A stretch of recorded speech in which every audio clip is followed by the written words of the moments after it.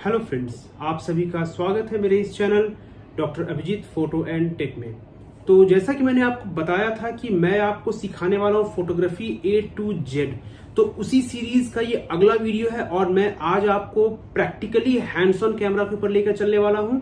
उसके पहले मैं थोड़ी सी आपसे बात करना चाहूंगा।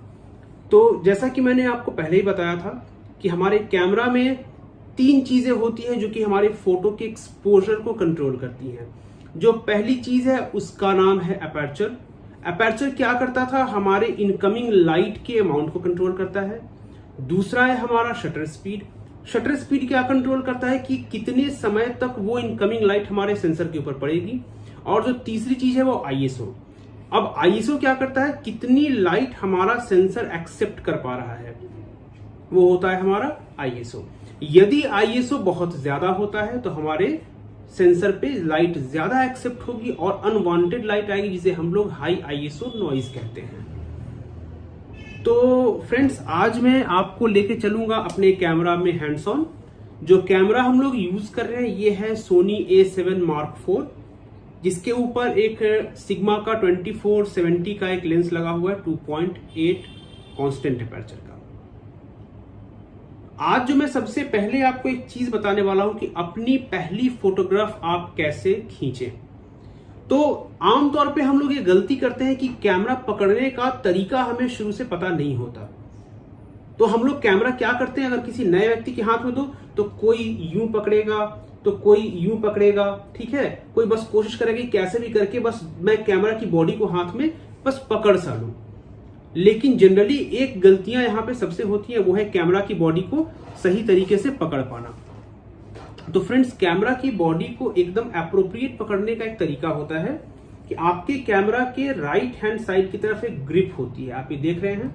ये ग्रिप जितनी डीप होगी, जितनी गहरी होगी, उतना ही आपका कैमरा पे पकड़ मजबूत होगा। मैं प्रेफर करूंगा कि आप अपने कैमरा के ग्रिप की साइज को अपने हाथ की साइज के हिसाब से देखें।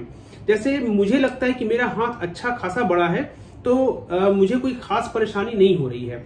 लेकिन यदि आपको लगता है कि आपका हाथ इतना बड़ा नहीं है तो भी आप कोशिश करें, 2 बार अभ्यास करने के बाद आप पकड़ पाएंगे। लेकिन हाँ, प्रोफेशनल बॉडीज जैसे कि A7 Mark IV, A7R Mark V या A9 जैसी प्रोफेशनल बॉडीज को होल्ड करने के लिए डेफिनेटली थोड़े जिनके हाथ छोटे हैं उनको थोड़ी कठिनाइयां हो सकती हैं। तो प्रॉपर वे आप पहले देख लें कैमरा को पकड़ने का। ये है आपका कैमरा। आपकी जो मिडिल फिंगर होनी चाहिए वो ग्रिप के नीचे जो घाट है वहां पे होनी चाहिए, और आपका थंब और आपका फिंगर कंप्लीटली फ्री होना चाहिए, ठीक है। किस लिए फ्री होना चाहिए? तो सामने के फिंगर से आप सामने के डायल को मैनिपुलेट कर पाए, शटर बटन को मैनिपुलेट कर पाए, आप ऊपर की मूवी रिकॉर्डिंग को और कस्टम बटन को मैनिपुलेट कर पाए। इतनी दूरी आपके पास होनी चाहिए आपके फ्रंट फिंगर से, और बैक फिंगर से आपके पास एटलीस्ट ज्यादा नहीं तो कम से कम ये 2 डायल्स और ये जॉयस्टिक, ये 2 डायल्स, ऊपर के जो आपके 2 डायल्स हैं ये, ठीक है, और ये जॉयस्टिक एटलीस्ट, और यहां पे ये 3 बटन, ठीक है। तो इतनी दूरी तक आपके अंगूठे का तो पहुंच होना ही चाहिए, ठीक है। तो मैंने क्या किया है, बेसिकली मैंने उसी हिसाब से अपने कैमरा को कस्टमाइज भी किया है। जैसे कि अगर आप C1 की बात करें तो C1 को मैंने सेट करके रखा है बैक बटन ऑटो फोकस पर। जो AF ऑन है उसे मैंने सेट करके रखा है टॉगल करने के लिए between animal, bird and human आई। तो ये मेरे काफी काम आ जाता है वाइल्ड लाइफ फोटोग्राफी में। दूसरी चीज की जो डायल होता है बाय डिफॉल्ट ये नीचे वाला डायल ISO के लिए सेट किया हुआ होता है, जबकि मैंने इस वाले डायल को ISO के लिए सेट किया है, क्योंकि मेरे कैमरा में इस डायल की खासियत है कि इसे आप घुमा तो सकते हैं लेकिन ये लॉकिंग भी हो जाता है, ठीक है। तो जैसे ये लॉक हो जाएगा तो आप इसे चेंज नहीं कर पाएंगे। तो ये एक अच्छी हैबिट को आपके अंदर डालता है कि आप ISO के साथ बार बार छेड़छाड़ ना करें, क्योंकि ISO के साथ आप जितनी छेड़छाड़ करोगे आपकी फोटो में नॉइज उतनी ही बढ़ती चली जाएगी। तो सबसे जो पहली फोटो हम लोग लेंगे वो हम अपने कैमरा को पकड़ना सीखने के बाद लेंगे, और हमें बाएं हाथ से सिर्फ अपने कैमरा के लेंस को होल्ड करना है। कैमरा की बॉडी को भी नहीं पकड़ना है, कंप्लीटली लेंस को भी नहीं पकड़ना है। ऐसे पकड़ना है कि आपकी हथेली पे बॉडी माउंट करे और सामने के हाथ पे लेंस माउंट करे। यदि आप एक सुपर टेलीफोटो यूज कर रहे हैं तो आप इसे थोड़ा सा और आगे रख सकते हैं। इस तरीके से आपका जो कैमरा होगा एक प्रॉपर वेल बैलेंस्ड होगा। अब जब आप खड़े खड़े हैंडहेल्ड शूटिंग कर रहे हैं तो आपका पोस्चर कैसा होना चाहिए, ये भी बहुत जरूरी चीज होती है दोस्तों।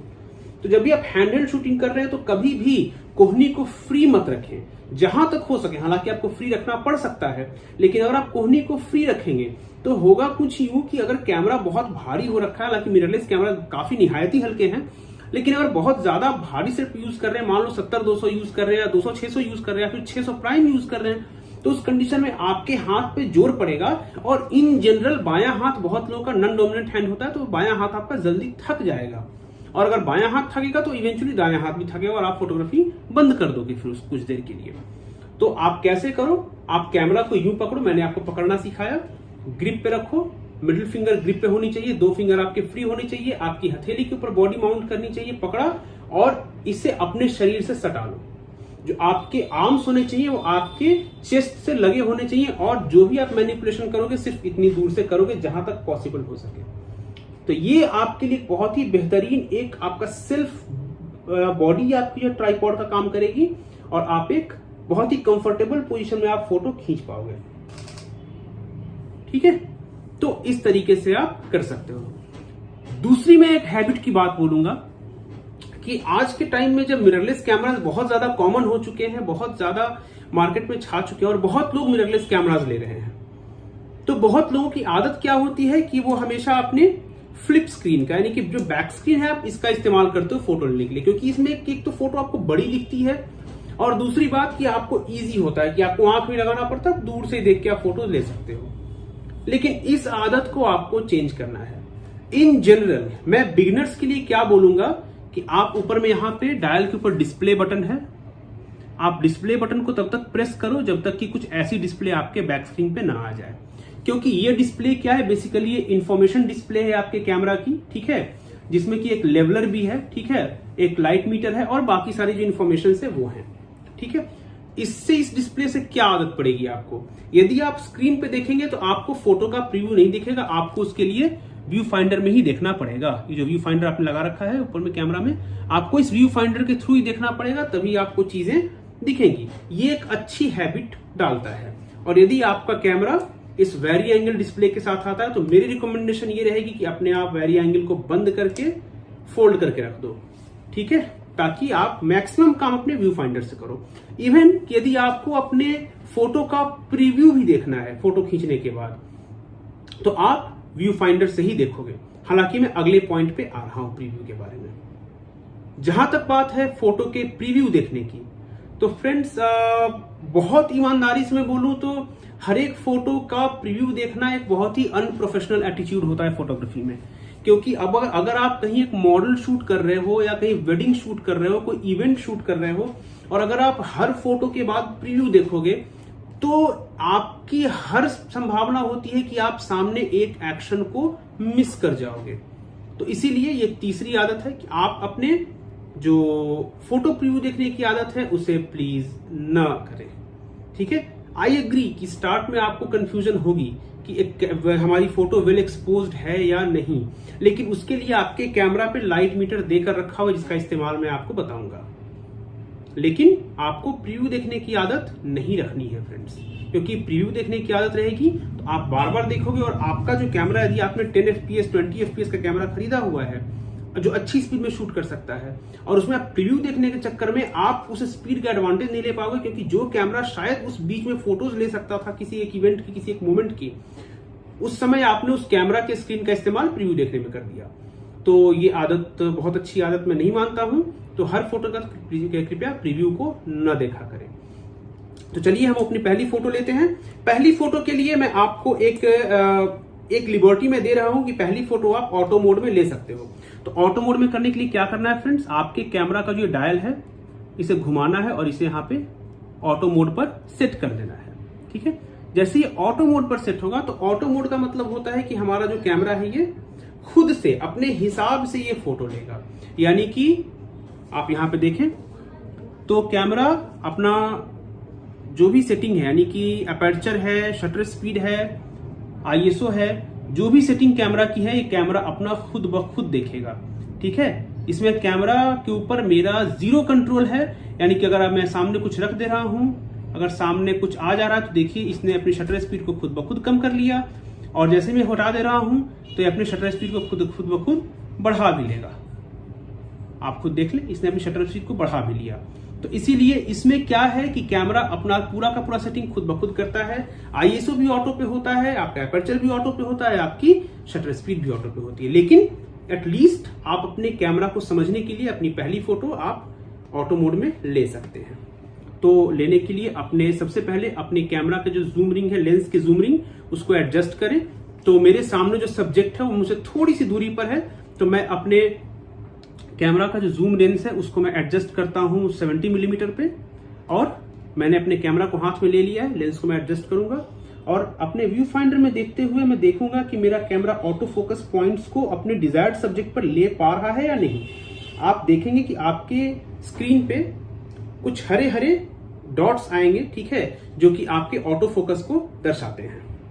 ठीक है, तो फ्रेंड्स हम आ चुके हैं अपने कैमरा पर और आप मेरी स्क्रीन पे देख पा रहे हैं कि ये मेरे सामने जो सब्जेक्ट है इस पे मैंने एक बार हल्का सा अपने शटर को टैप किया, तो आप जैसा कि देख पा रहे हैं कि हमारे कैमरा ने ऑटो फोकस अपने डिजायर्ड सब्जेक्ट पे ले लिया है। ठीक है, इसके बाद अपने हम जो मेरी ये शटर स्पीड है, सॉरी मेरी शटर बटन है ये, जब इस शटर बटन को हम एक बार हल्का प्रेस करेंगे तो ये ऑटो फोकस लेगा।